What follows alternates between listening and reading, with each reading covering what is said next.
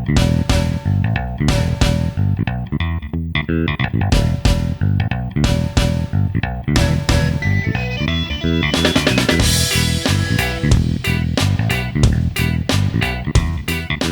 boys and girls. Welcome back. It is week 7 of the college football season, week 1 of the ALDS, and week 8. Not that I'm keeping track or anything. Week 8 of the Carla and Crappy Show. I am Crappy in Pittsburgh, oddly. And of course, you guys know this about me already. It's why I'm wearing all the Cleveland stuff. The game is here. Just in the time that it came for me, took for me to come upstairs and get set up, the Yankees have scored 3 runs. So they have a 4-run lead in the first game of the ALDS, and that's okay. That's okay. I mean, it's just you got to win one of these out here. That's all you worry about. That's me. that voice who's waiting to be introduced is Carla. Hi, Carla. Oh, hi, I'm here. Yeah. The person who doesn't really care, who isn't watching anything about baseball because it's hockey season. Hello. It is hockey season, correct? You would be still watching baseball if the Pirates were involved. I true. would venture to guess. That is true. I would definitely be watching baseball if any of our teams were involved. And I mean, this has come up in the pages of the newspaper for which I work a couple times recently in the last week or so. The Pirates fans should look at Cleveland and understand that it can happen. It can happen for you guys. There are ways that small market teams can make this work. We'll talk more about baseball. We will. But we gotta be excited about football because I mentioned last weekend that Ohio State's getting into the meat of the Big Ten season, which means everybody is getting into the meat of the Big Ten season. We have one pretty meaty game coming up. Yes. Which we will discuss right off the bat. But of course, before we get to those things, we have to look back on last weekend. So we will start with you, Carla. What did not as completely unhinged as we've been accustomed to the last few weeks, but still a lot of fun stuff going on. It was, and we titled last week's show "The Alternate Universe," right? Yes. Of college football, and I'm here to say that UCLA actually good. I watched a good chunk of that game, and the win over Utah was honestly never really in doubt. Like UCLA had a handle on that game. The Bruins never trailed. Zach Charbonnet, holy cow, he's got some big ups. I mean, he has like a second gear that he just kicks it into when he sees that open field, and he's got some legs. Had career high yardage, nearly 200. And I've seen people now, colleagues in the industry, who have said, put Dorian Thompson-Robinson on your Heisman watch list. I came across that just today. Yes. 1,500 yards, 15 touchdowns, just 2 picks on the season. UCLA is legit. They're going to contend for the Pac-12 title. And so that was the big question mark last week. We got that answered. Also, Kansas. Legit. Because Jalen Daniels going down at the end of the first half, and in our text thread, I cringed when I saw it. I was like, oh no, Daniels is gone. And in fact, it was somebody. Everybody's like, that's done. The game's done. R.I.P. Kansas, right? And unfortunately, he's also likely out again this week against Oklahoma too, which isn't great.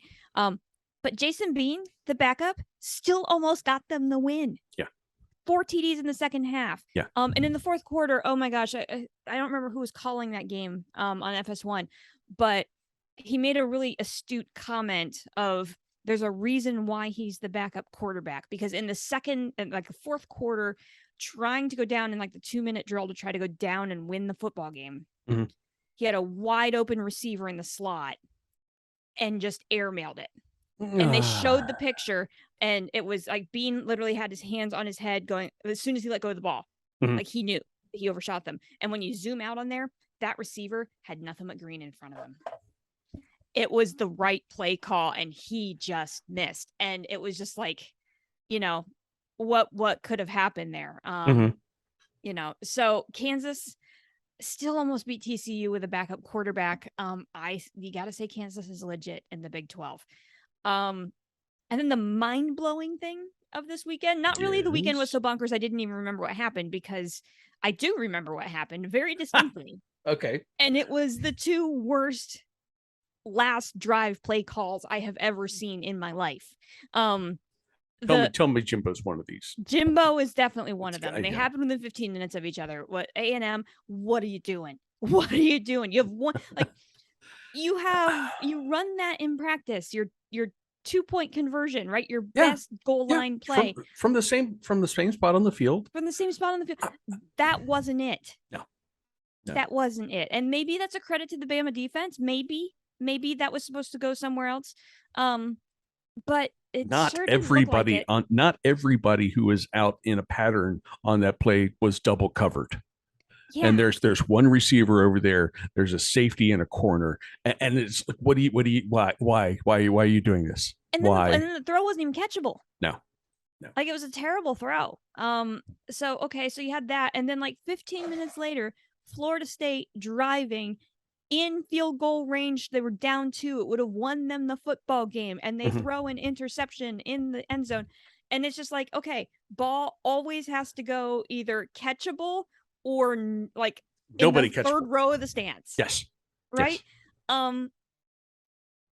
Really? I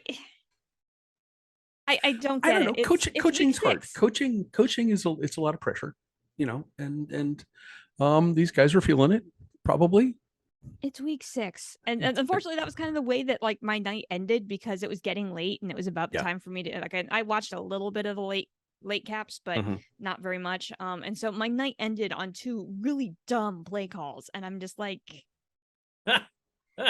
this is part of the reason that the love-hate relationship that we all have with college football. Put that on the hate end. Yeah, it happens. But it was still a good weekend. I mean, that's why you have the saying about it's a college kicker situation, or it happens, and that's part of the reason why the game is as awesome as it is. My weekends, I was I mentioned to you guys, in spite of appearances going into the game, that I'm stoked because it's time for Ohio State to start gearing up for like the meat of the conference season. But that's the case with everybody in the Big Ten. That's the case everywhere. Yeah. The teams that I've been curious about, Florida State and Clemson. I've talked about them ad nauseum. So for some reason, this year, and they play this weekend. This is October is the month, and it seems like in a lot of cases this week, because we have a fair amount of unbeaten violence on the schedule. This is the F around and find out month, right? Yeah. This is when the questions get answered. You see who's going to put the big boy pants on and make a run as we go through this month and get into November. Big Ten East, and my look back, that's probably the extent of my look back. Actually, my look back is a look ahead, because the Big Ten East, it starts this week. Yeah. It starts this week. The 2 of the 3 head-to-head games we need to see to get to it, a champion in the East, happen over the next 3 weeks. One starting this weekend. And in that mix, Iowa comes to Columbus. So that's sort of like the first time I'm going to get a chance to sort of compare what Ohio State does against a common opponent from the team up north. It's and October scary season. And this is when being a college football fan is a little scary, because the schedule becomes more and more imposing. And it's, you can look at things and go, not sure how that one's going to go. But the fun thing is you're going to find out. And that means we're into the best time of the year to be a college football fan. Also conveniently, yes. It's really nice that it's also like chocolate season, because Halloween candy. So it's really nice for those of us that like eat chocolate. Like, it comes in real handy that like the heat of the college football season comes around with about the time that all the like minis are starting to come out. And there's like a giant bowl of mini Kit Kats right here that you Exactly. just sort of and just in your mouth the whole time. Just constant. I Kit found Kats. I was in the beer section of a local grocery store, a small chain, not the big chain the Pittsburgh people knows, but a smaller one. And they have a actually pretty nice little beer selection.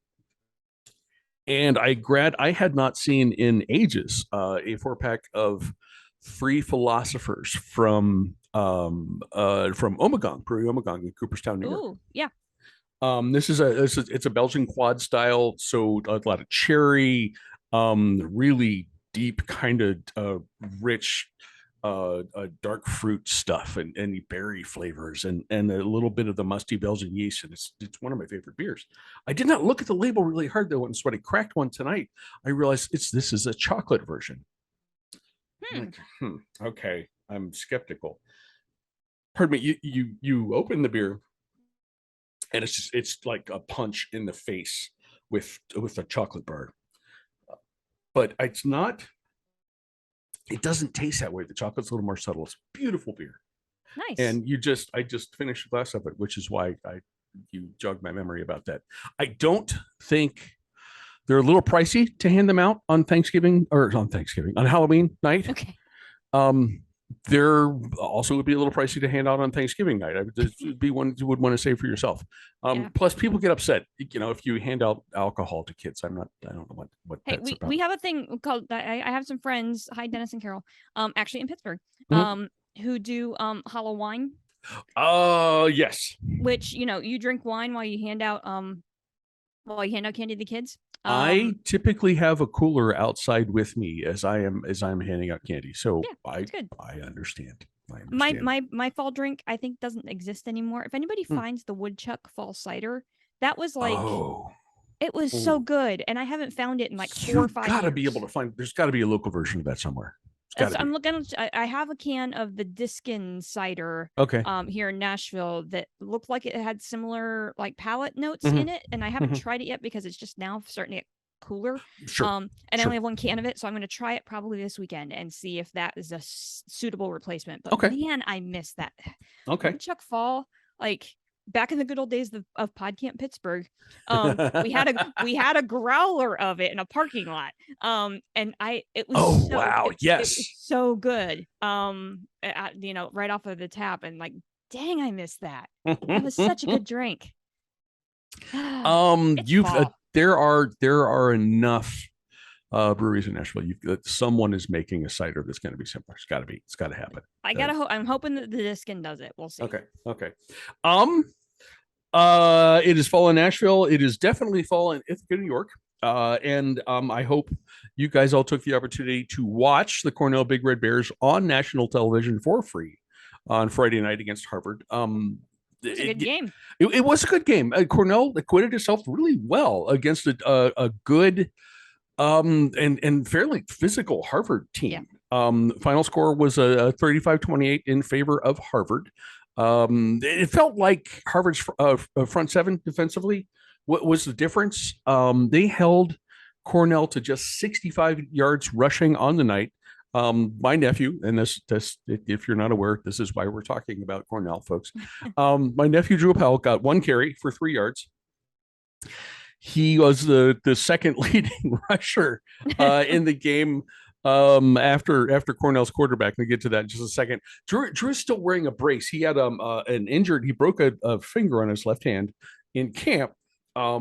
Cast is off. Obviously, he's been playing for a couple of weeks, but he's not getting a lot of carries. And I assume it's because he still has this brace on his hand. So hopefully it's a little frustrating because I'm sure he's frustrated because I know he's running back. Running backs want the ball. Perfectly understandable. I think he would be like, if I think about the Harvard game, he would have been a really nice compliment to quarterback Jameson Wong, who's a speed guy, shifty guy. Not to say that Drew is not fast, but Drew's a north and south runner. And I think that would have been a really interesting change up in Friday night's game. Because he'll take a step, he hits the hole, and he goes and goes hard. I think it's been a couple years since I've seen him carry football, but I think he could be the most physical of the tailbacks in Cornell's sort of rotation. So it's going to be great when he gets that chance, and I think he will fit into the offense really well. Back to Cornell, this is a standard thing I say all the time. If your quarterback's your leading rusher, and you're not playing for Barry Switzer in Oklahoma in the 1970s, right? That's not necessarily a good thing. So I think Cornell needs that help. But hopefully Drew will be able to get his hands on the ball a little bit more in the future, or a lot more. That would be fine. That would be fine with me and probably for him. And I saw his carry. Did you? Did you? Did, yeah. Okay. And actually, you're talking the way that he runs. Drew, I'm going to go ahead and say you have the Benny Snell-esque kind of feel about you. Okay. It would really kind of fit that role. It just kind of, like you just said, straight ahead all the time. Yep. So yeah, it would. And based on what I saw off of off of the Cornell offense, I think you're right. That's the piece they're missing. So go Drew. Let's hope that happens coming up in the future. Got another crack at it this weekend. Do you live for the silliness of the group of five? The unhinged after dark action on the West Coast? If that's you, this is your segment. It's AJ with our group of five after dark report. AJ, what's coming up this week? Hello, everyone. It is this week's Group of Five After Dark Report, the part of the show where I rapid fire go through a bunch of games that you should probably be watching and not just the big 4 or 5. We're going to start Saturday at noon. We have Kansas at Oklahoma. A lot of people will not be watching this game, not because it's a Kansas and Oklahoma game, but because Oklahoma is really, really, really bad. Kansas, this might be a get-right game for Kansas. What a sentence that we have now in the year of our Lord 2022. You should watch this game because I'm excited to see what Kansas can do. Jalen Daniels, though, is out for the season. He was their amazing starting quarterback that started the season and got them to their 5-0 start. Jason Bean came in the second half of last week's game and almost beat TCU as a backup. Dude was balling. He was the starter last year and was actually very, very good. So I'm excited to see what Kansas can do against an Oklahoma defense that can't stop a stiff breeze. So let's see what happens there. Also at noon, Auburn at Ole Miss. We are still on Brian Harsin watch. We will continue to be on Brian Harsin watch. Lane's going to put a 50 burger on them. Low-key good game at noon as well. Minnesota at Illinois. Illinois continues to be very good at running the football, although they do not have a quarterback. They are down to their backup. Tommy DeVito was their starter. He got hurt. Arthur Sikowski, formerly of Rutgers. So that means that Illinois went from a Syracuse transfer to a Rutgers transfer. Everything is going great in the Big Ten West.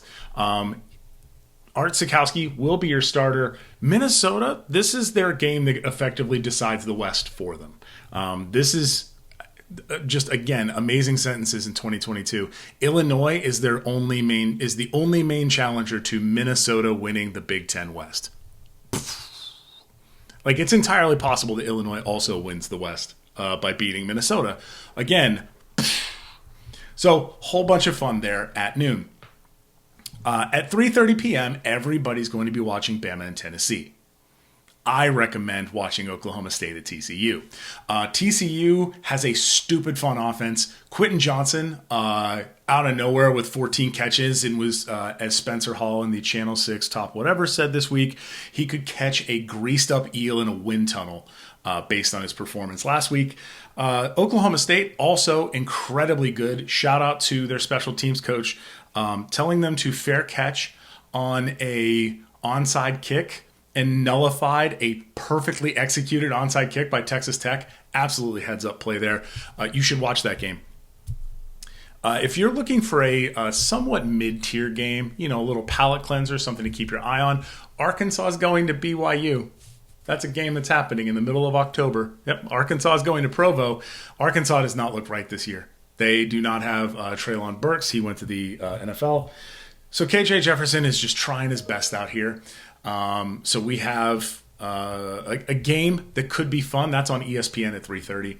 Also at 3:30, we have NC State at Syracuse on the ACC network. You should watch this game because both of these teams might be good. They might not be good. We don't know. The Sickos Committee every week asks, is Syracuse good? And we don't have an answer. We just don't. We're on week 7. We still don't know. We might get to the end of the season and find out Syracuse was good. Or maybe they weren't. It's the Schrodinger's box of good. So watch that game, 3:30. Also, in that same general time slot, 4 p.m., ESPN Plus, an FCS rivalry renewed. James Madison at Georgia Southern. Y'all, I need you to understand how deep this rivalry goes, how much they hate each other, how many times they saw each other with playoff implications. This should be a fantastic game, and this is why JMU moved to the Sun Belt. They followed App State, they followed Georgia Southern, and so they are able to move into a league where they had a lot of regional rivalries that they had already had in FCS. This is good for college football. Watch this game. 5:30 p.m. Arizona at Washington on the Pac-12 network. Could be fun. Arizona has looked moderately good at times this season. Washington has looked relatively suspect. They looked, after looking very good to start the season, they lost to UCLA. They lost last week as well. So they're coming back down to the field. Arizona is coming up. This could be fun. 7 to 8 p.m. Inside of this time slot. Mississippi State at Kentucky. Kentucky's O-line is not good. Mississippi State is playing defense? Question mark. Like, not great defense, but not bad defense either. But Mississippi State is also running the ball. They ran the ball 37 times last week. That is the most in the history of Mike Lee's coaching tenure. I just want that to sink in. So you have a Mississippi State team that is now more apt to run the ball, but also still has Will Rogers, who can throw 40 times a game. So that could be very fun. That's on the SEC network. Also, we have USC at Utah on Fox at 7:30 p.m. This is effectively like a Big 12, or not Big 12, excuse me. Pardon me. Deeply sorry to all of my Pac-12 deep listeners here. USC at Utah, this is effectively a Pac-12 championship type matchup, and we are getting it in Salt Lake City. USC has to go on the road. They've looked mortal. Like, USC doesn't look great. They're very good at getting up to a lead and then sitting on you. Utah is very, very good and should this should be USC's best test before the rest of the season. I think USC still has the Arizona schools to play, and I think they still have to play Colorado. The USC shouldn't face too much of a test until the very end of the season when they play the other LA school. So keep an eye on that. Also for my sickos, New Mexico and New Mexico State, that's on Flow Sports. I'm going to watch that game because I should. It's just right. 9 p.m., we have Wazoo at Oregon State on the Pac-12 network. Yes, please. Neither one of these teams is particularly great. Neither one of them is particularly bad. This should just be a delightful mid-level football game featuring two teams that want to score some points from time to time. Turn this game on, 9 p.m. 10:30 p.m., I was more excited about this game until last week. Air Force at UNLV. UNLV started the season very, very well. Air Force also started the season very well. They've had some ups and downs in the last 2 weeks. This is on CBS-SN, the Network of Champions. Highly recommend turning on this game to end your night. But it doesn't end the night completely because at midnight, Nevada at Hawaii on Spectrum pay-per-view. Just let the Rainbow Warriors tuck you into bed. We want to see them do well. Get on the bandwagon now. Because when they are good, you can say, I remember watching them at midnight when they could barely score 10 points. You weren't there. I was. You can sort of lord that over them. That's been your week this week. There's plenty of other games. All of the main time slots, noon, 3:30, and 7 p.m. Eastern, have on my board 4 to 5 different games to keep eyes on. So it should be a very, very good week of college football. Hope to see you out there. Have fun. Thank you, AJ, as always. We look forward to the weirdness as we always do every week. Carla, you and I have speaking of weirdness. You remember the good old days when we used to pick like 3 games and felt like we had to rush through them. We have a new record on the table this week. I think 10. I think we just settled on an even number 10 games that we're going to pick. So Speed round is us now. That's speed round is us now. I went the protein route for lunch today with a Italian hoagie rather than carb loading. So maybe like strength over stamina. I'm not sure, but we'll see. We'll see how this goes. Did you do anything special to prepare for this? A little carb load. We had some Indian chicken that David made in the it was really good with basmati rice. I love basmati rice, so I had too much basmati rice, which means that that's a little bit of carb. Okay, so there's some carb loading, but also a protein-y, so that's good. That's nice balance. Okay, and I just started my wine, so I'm not I'm still good in that regard. So I started earlier.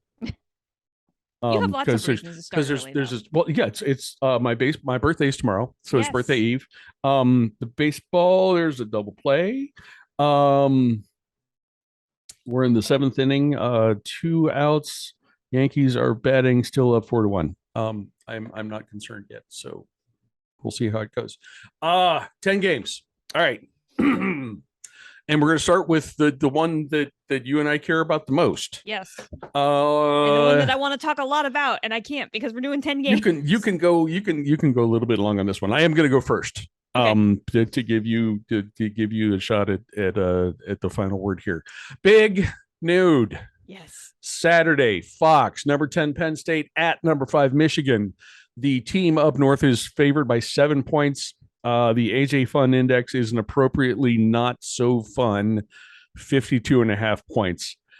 These teams, just looking at this stuff, these teams are so even statistically. It really makes this kind of a tough pick. I think my key is Penn State's defense. I think they can slow down Michigan's running game. Take something away, and maybe that's Blake Corum and what Michigan wants to do on the ground. If Penn State can do the same to Michigan's passing game, and I think they have coverage skills to do that. Do you pressure the quarterback? Can you pressure the quarterback? I hope so. If they can, they will leave Ann Arbor with a win. I look at this and I think this is even. Oh man, I would pick this differently if this was in State College. I think Michigan will eke out a win here, but it's easily going to be the scariest game on their schedule. Maybe until the end of November, but grudgingly picking the smelly rats from Ann Arbor. Okay. You picked up something that I picked up on as well with the Penn State defense. This is absolutely a game that Penn State can win. And this is the first time in a couple of years that I've felt pretty confident in saying that this is a game that Penn State can win. Yes. It needs a perfect game to win this game. Sean Clifford has to be solid, has to be confident, can't be wishy-washy as he can be at times in the pocket. So he needs to be solid, because the newly found Penn State run game is great, but I think it's going to have a hard time getting established against that Michigan run defense. Michigan's really good against the run. And I think that's going to, don't give up the run, but you're not going to have the big inroads like we've been seeing in the last several games, where the run game has really kind of kept that offense go, kind of picked up the offense when it needed to. I don't think that's going to be there. So it's going to be a lot more heavily on Clifford and his arm to kind of keep this Penn State offense going. Penn State's defense, like you mentioned, needs to make Michigan one-dimensional. It needs to shut down that run game, and let's see what the Wunder kid can do, right? Yep. Force J.J. McCarthy to win the game for the Wolverines. And if you can get to that point, we saw last week, Indiana almost did that last weekend, but couldn't finish. They couldn't finish. So that's your recipe right there. Watch what Indiana did last week. Make McCarthy throw that football around. Penn State can win this football game. They need a perfect game. Of course, I'm taking Penn State. Like you had to guess, but perfect game. Clifford needs to be sharp. Shut down the Michigan run game, and that's how you win that game. I honestly hope that I am wrong and you are right. I really, really do. Really do. Also at noon on ESPN2, number 19, Kansas at Oklahoma, which is Oklahoma is favored by 8.5 points. And why? Why is that? The AJ Fun Index is a big 12-ish, 62.5 points. Carla, why? Same thing. Why? I have no idea. Daniels, we have no idea. Daniel's more than likely going to miss this game, unfortunately. But I'm not sure it matters. We saw that last week with Jason Bean. Like, the Sooners defense is awful. If I might steal a word from one of our former editors at Rivals, who is now an editor, he's on 3 now, the new recruiting site. Was it the Athletic, Mike Huguenin? So apologies, Mike. But the Sooners defense is rancid. Yes, which was his favorite word. Like really, really bad. It's a good word. It's a good word. Yeah. The line doesn't make any sense. Kansas is going to win this football game. Jayhawks. All the way. Kansas. I'll give Oklahoma the benefit of the doubt. Historically they're playing at home. Okay, fine. Make them a 3-point favorite because we know what that means. But have we seen anything from defensive genius Brent Venables and his Sooners this season, or especially in the last week, that indicates that the Sooners are capable of winning this game? No, we have not. Even if Jalen Daniels can't go, Kansas wins this game. Get bowl eligible, Jayhawks. Let's go. Yeah, let's do it. Also at noon on the Big Ten Network, Minnesota at number 24 Illinois. The Gophers are favored on the road by 6.5 points.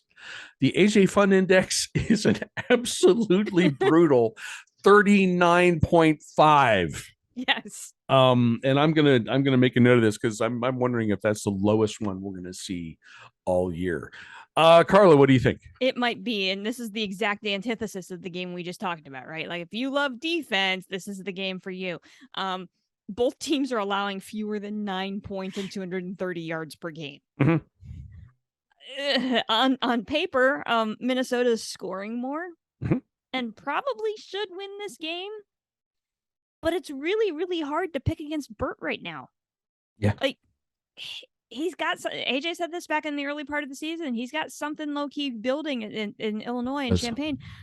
After everything that I've seen, and yes, we were all the sickos that turned and watched the end of we were all watching at the end of Illinois, Iowa, together. Yep, we did. And they're playing at home.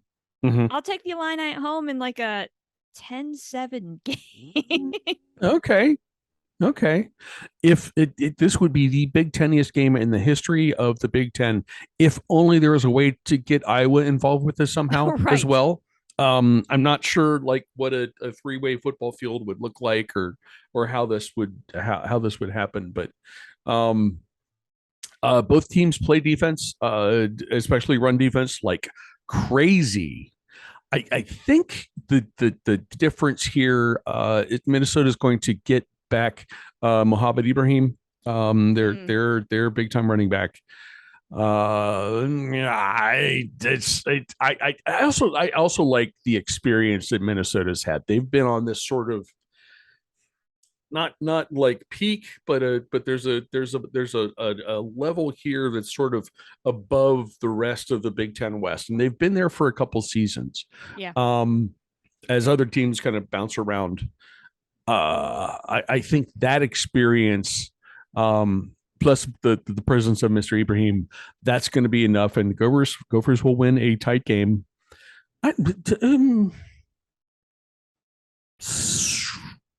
17-10. Okay. 17-10.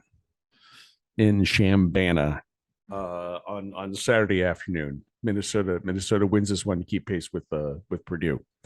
We move to the 3:30 time slot. CBS continues its SEC farewell tour with a good one. Number 3 Alabama, which is a weird thing to say, at number 6 Tennessee. Bama is favored by 7.5 points. AJ Fun Index of 65. Number 3 Alabama. Carla, do you think that's maybe going to play into Nick Saban's motivational strategy this week? Well, that and some of the things that UT is doing in advance of this game. So, this second time this season, we could say Bama should have lost but didn't. Yes. Because Mortable, A&M, very mortable. Yeah, A&M should have won that game. With a better play call at the end there. It was there, right? Yeah, it was.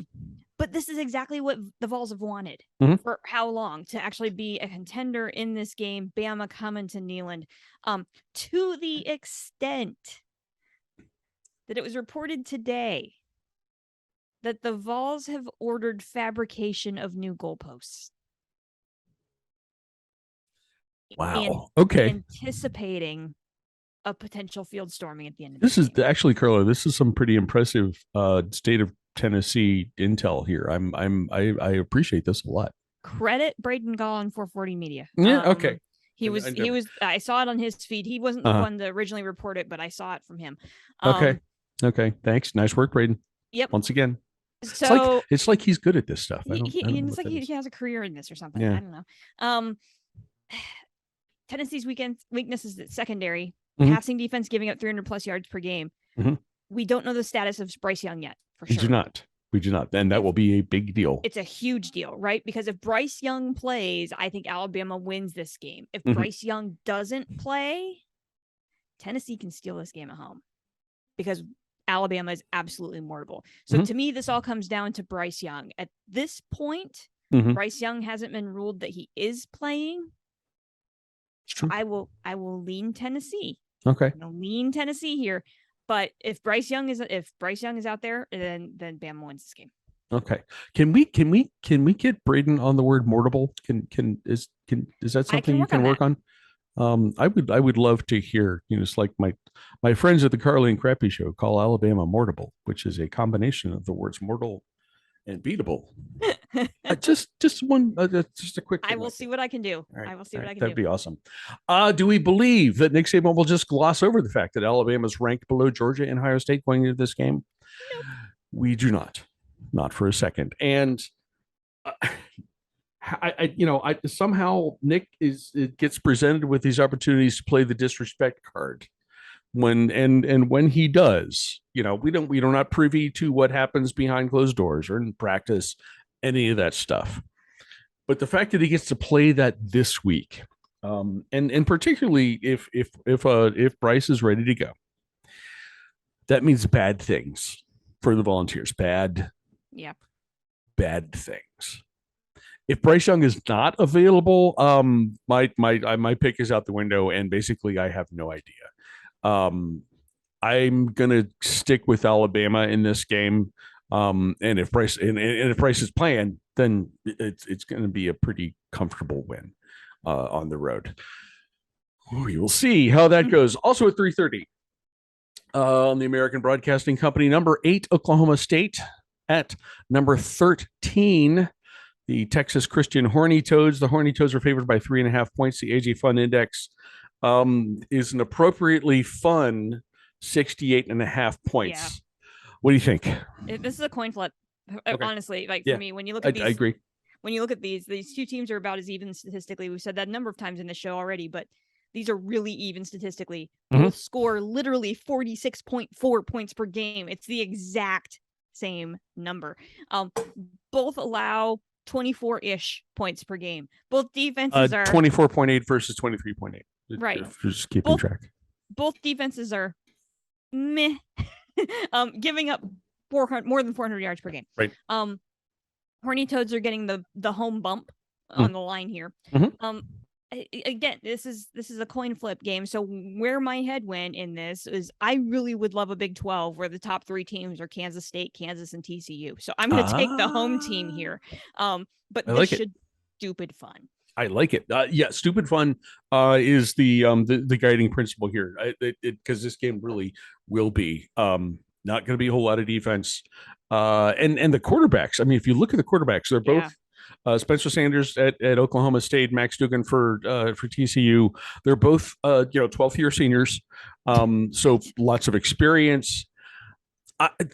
Spencer Sanders still can lapse into this weird like sophomore year inconsistency. Yep. And there's a little Bo Nix kind of thing here. Is it good Spencer or is it bad Spencer? Good Spencer's is lights out.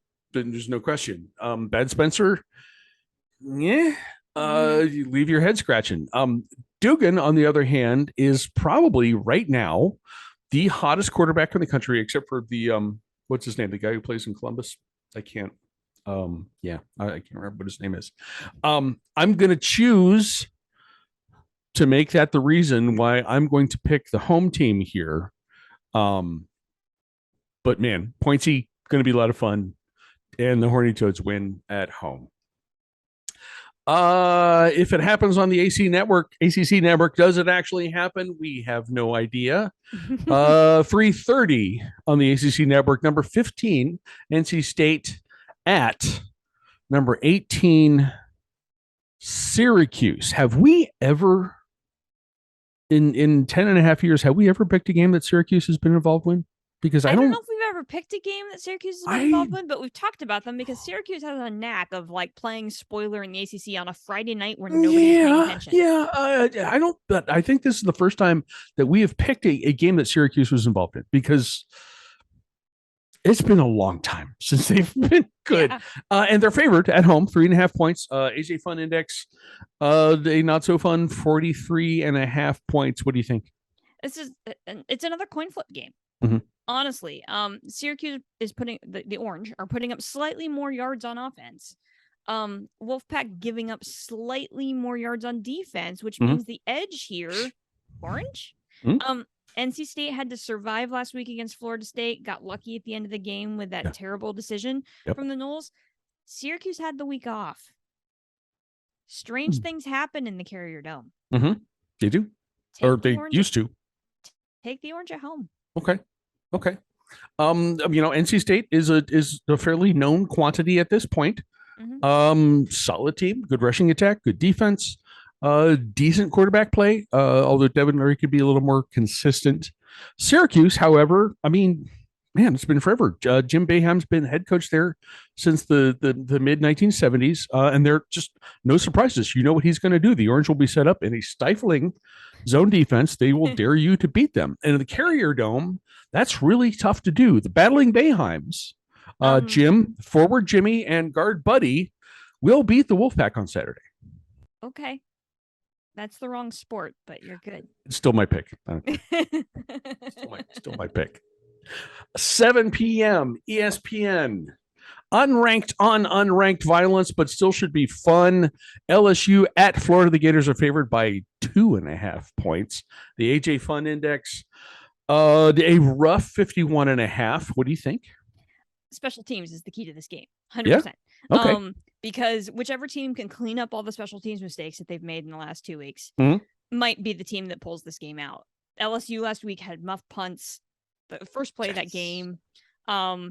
It was just, how do you muff the opening kick? Like, kind of sets the tone. It did, sure. And one absolutely did for LSU. And Tennessee just ran all over LSU after that. And so many errors. Most of them kind of came from special teams. Florida missed 2 field goals last week that would have put Mizzou away a bit earlier, right? So there's a lot of cleaning up to do on both of these sidelines. LSU has won 3 straight in the series, though, which means that to me, Florida's going to come in with a chip on their shoulder. They have the opportunity here to win this game at home, and I think the Gators find a way to win this game at home. Swamp is tough at night, so I'll take the Gators at home. But this one's a tough one to pick too. Okay. The SEC rookie coach-a-thon or Coach-a-palooza or something. Which coach is not going to land on the hot seat first? I feel like both players from both teams are adapting to their new programs pretty well.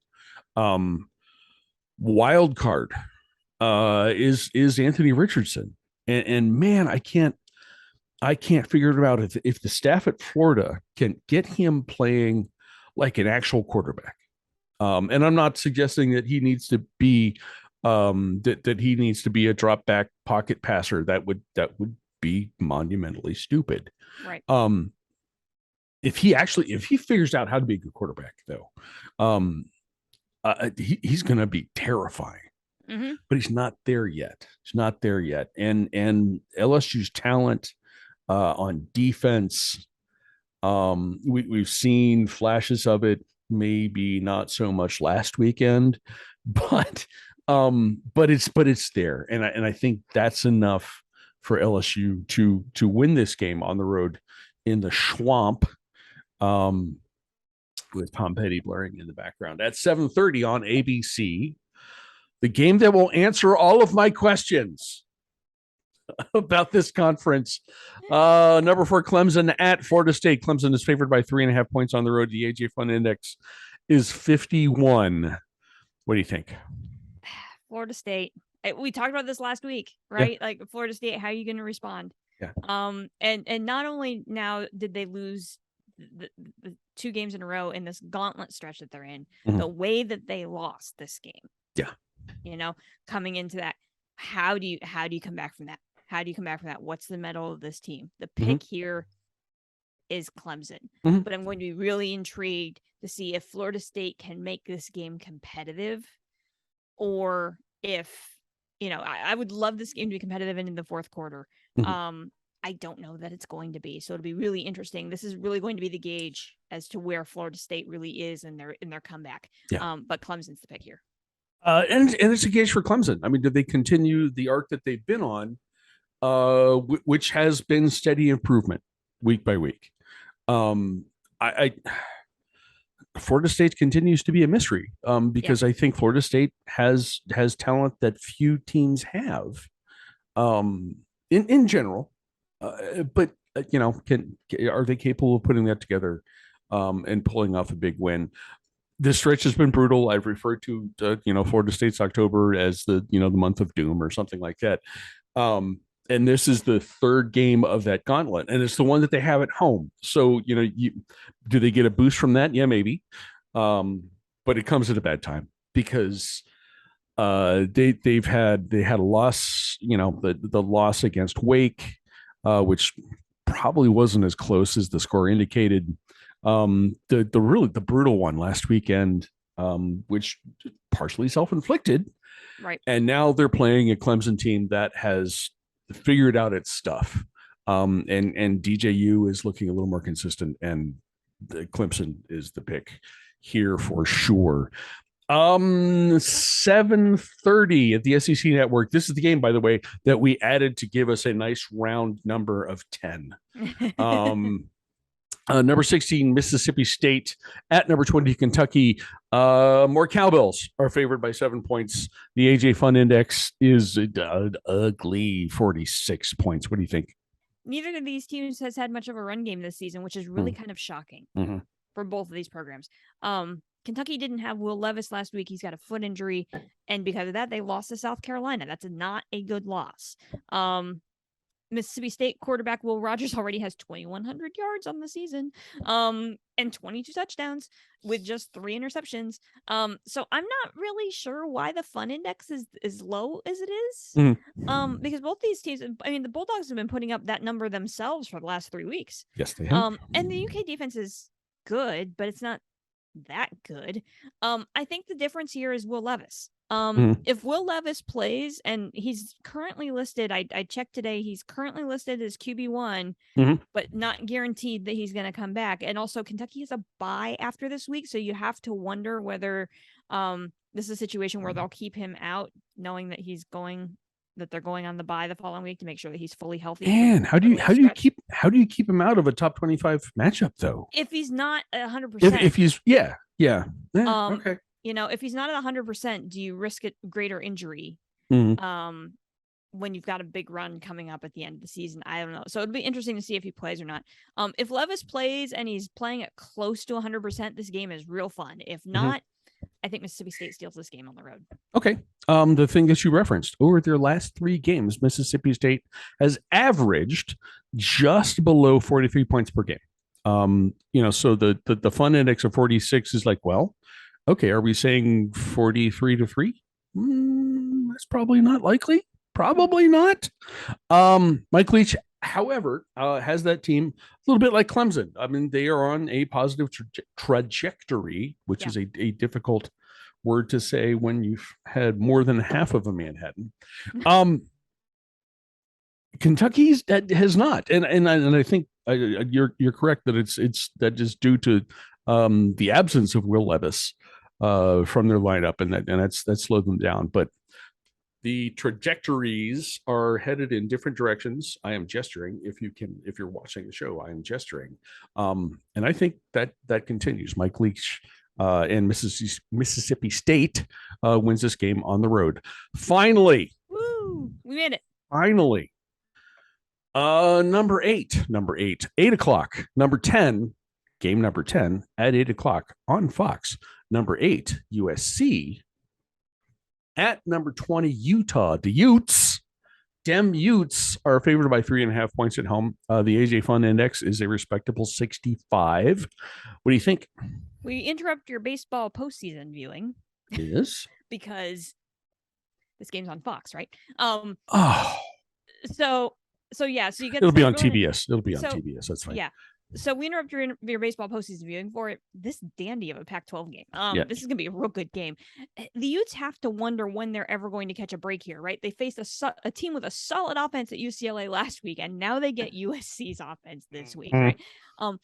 How did the Bruins win last weekend, though? If you dig into the box score, timely turnovers. Okay. Timely turnovers is how UCLA won that game.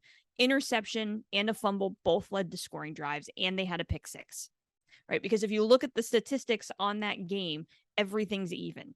Run yards, pass yards, defense, all of that, everything's even. How did UCLA score more points? They were more advantageous off of turnovers.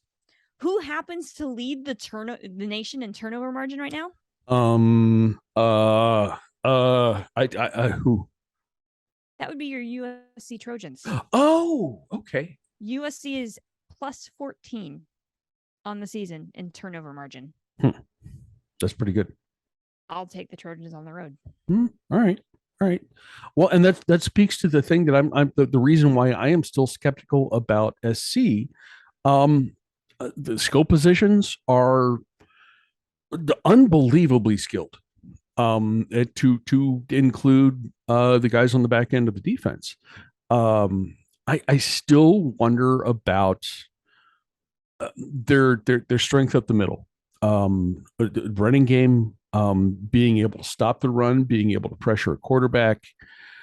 And if you're playing a physical team, and I know Utah's had a rough season with the games that they've lost. But that's not it's not a terrible team. It is not a bad team at all.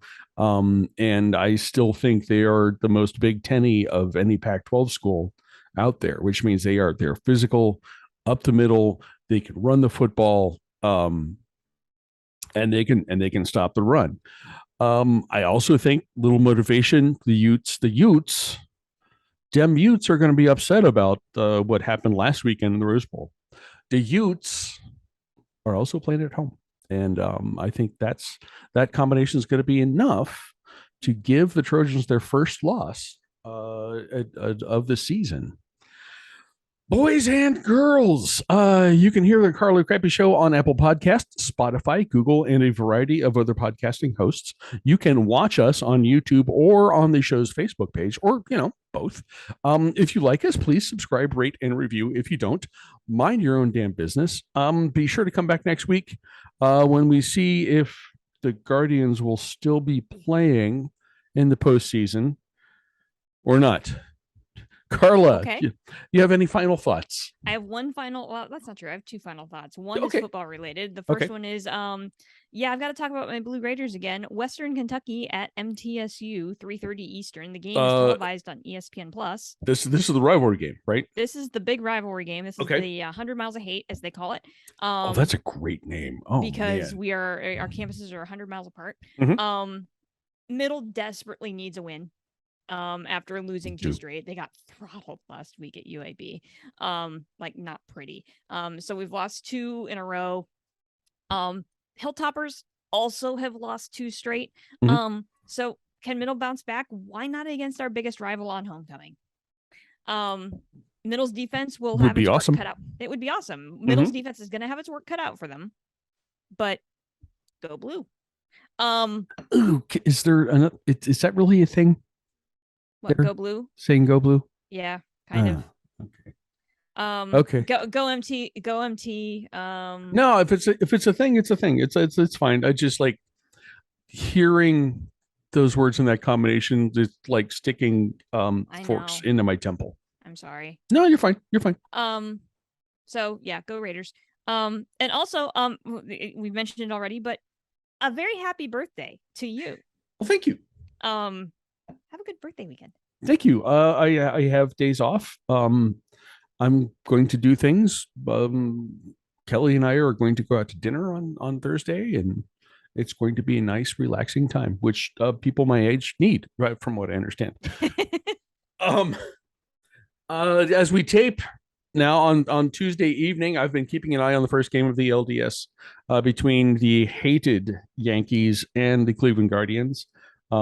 The Yankees are a few pitches away from winning game one, which is what I expected. That the Guards got to the spot is a total freaking surprise, and about the only sports related thing that would take my attention away from college football this time of year. It's a testament to the skills of Terry Francona, Pittsburgh native, or New Brighton native. Same thing. Yeah. Terry Francona, and to the hearts of all of the kids that he has playing for him, and they are kids. This is the youngest team in Major League Baseball, even younger than the Pirates. And that Terry has put this together is phenomenal. The Guardians probably don't have any business being here, but the 2016 Cleveland Indians didn't have any business taking the Cubs to Game 7 in the World Series. So you never know. I'm going to keep watching. Go Guards. Yankees just won. I hate them. Guards too, because I can't root for the Yankees. Sorry. Yeah, they have plenty of help. Anyway, Carla, thank you once again. I appreciate the birthday wishes. I would love to see Middle win their game, win the rivalry game on Saturday. And I hope you have an excellent weekend. Thanks. You too. And we are. Yes. We are. That too. Boys and girls, I appreciate you watching, listening, doing all the things that you do. I appreciate whatever energy you have for the Cleveland Guardians. That would be awesome. And Carla will appreciate this as much this week as anybody else. Together, beat Michigan. Thank you, guys. We'll talk to you again soon.